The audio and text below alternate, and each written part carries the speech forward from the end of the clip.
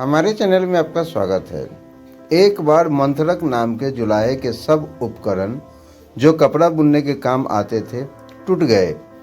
उपकरणों को फिर बनाने के लिए लकड़ी की ज़रूरत थी।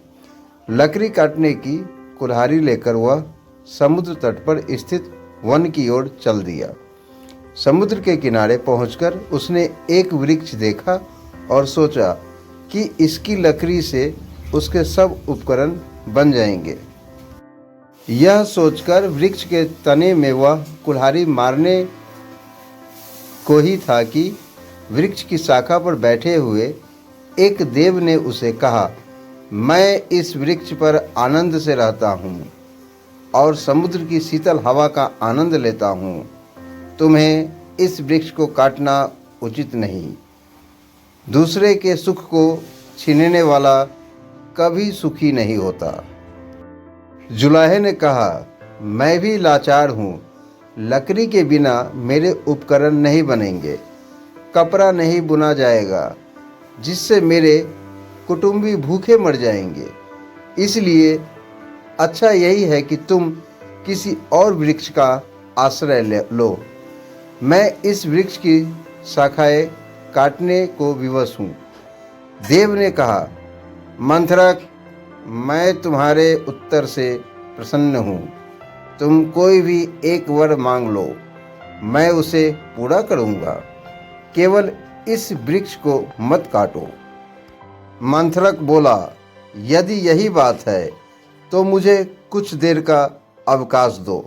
मैं अभी घर जाकर अपनी पत्नी से और मित्र से सलाह करके तुमसे वर मांगूंगा। देव ने कहा, मैं तुम्हारी प्रतीक्षा करूंगा। गांव में पहुंचने के बाद मंथरक की भेंट अपने एक मित्र नाई से हो गई। उसने उससे पूछा, मित्र, एक देव मुझे वरदान दे रहा है। मैं तुमसे पूछने आया हूं कि कौन सा वरदान मांगा जाए। नाई ने कहा, यदि ऐसा ही है तो राज्य मांग ले। मैं तेरा मंत्री बन जाऊंगा, हम सुख से रहेंगे। तब मंथरक ने अपनी पत्नी से सलाह लेने के बाद वरदान का निश्चय करने की बात नाई से कही। नाई ने स्त्रियों के साथ ऐसी मंत्रणा करना नीति विरुद्ध बतलाया। उसने सम्मति दी कि स्त्रियां प्रायः स्वार्थपरायण होती है। अपने सुख साधन के अतिरिक्त उन्हें कुछ भी सूझ नहीं सकता। अपने पुत्र को भी जब वह प्यार करती है तो भविष्य में उसके द्वारा सुख की कामनाओं से ही करती है। मंथरक ने फिर भी पत्नी से सलाह किए बिना कुछ भी न करने का विचार प्रकट किया। घर पहुंचकर वह पत्नी से बोला, आज मुझे एक देव मिला है। वह एक वरदान देने को उद्धत है। नाई की सलाह है कि राज्य मांग लिया जाए। तू बता कि कौन सी चीज मांगी जाए। पत्नी ने उत्तर दिया, राज्य शासन का काम बहुत कष्टप्रद है। संधि, विग्रह आदि से ही राजा को अवकाश नहीं मिलता। राजमुकुट प्रायः कांटों का ताज होता है।